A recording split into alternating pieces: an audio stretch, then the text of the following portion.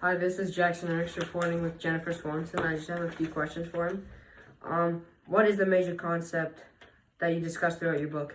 The major concept I discussed throughout my book is the similarities and differences between astronauts and aquanauts.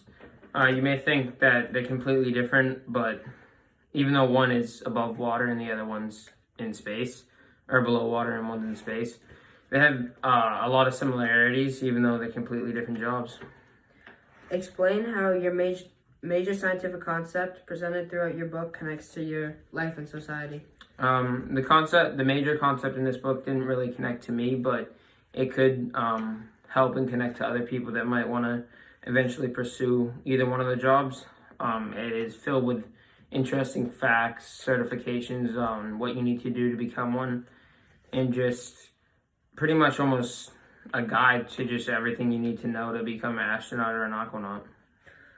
What do you use to support your book's scientific concepts? I have a quote. It's from my book. Astronauts have to become a certified aquanaut. This means that this basically means to be an astronaut, you need a authorized certification aquanaut certificate, because you, like I said, you may think they're completely different. If something goes wrong, both ships are extremely similar in a aquanaut submarine and a astronaut ship. What are your implications for the future? Are they long-term or short-term consequences to the issues you raised about in your book?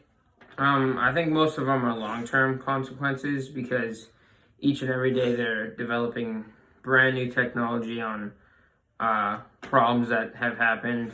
Like for example, NASA wants to be able to go to and live on the moon one day, and each and every day they're creating new technology to hopefully become able to have a sustainable life for humans on Mars. And for aquanauts, they want to keep diving deeper, but each and every day they need to develop new technology to deal with different pressures or temperatures that may cause problems for humans.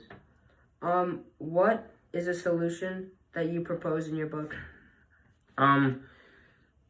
There's many different solutions in my book. A couple of them are that just need to stick to it. We try to emphasize that it's a very important job, and one day it will help humans as long as we keep doing research and getting better at the job. And we try to also imply that not anybody can do it. It's an extremely hard job and difficult job, but if it's your passion and one day you have the desire to do it, we have pretty much a guide to help you on what you need to do and everything about it. Will you talk about one specific passage that struck you as significant that you wrote about in your book? One of my favorite passages was Living in Space. It's extremely fascinating to me because it's crazy how you think of it.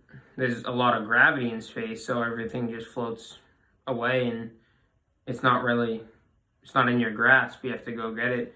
Whereas on Earth, I can put a water bottle on the table and I know it's going to stay there.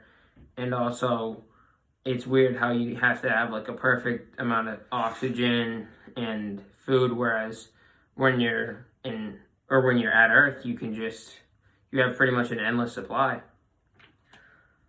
What have you learned about while writing this book, and how has it broadened your perspective about your scientific issue? I've learned a lot about this book. One of the most important, or one of the most big things, is the lifestyles of each job. And that, like I said in the beginning, they're so different, but they're also so similar.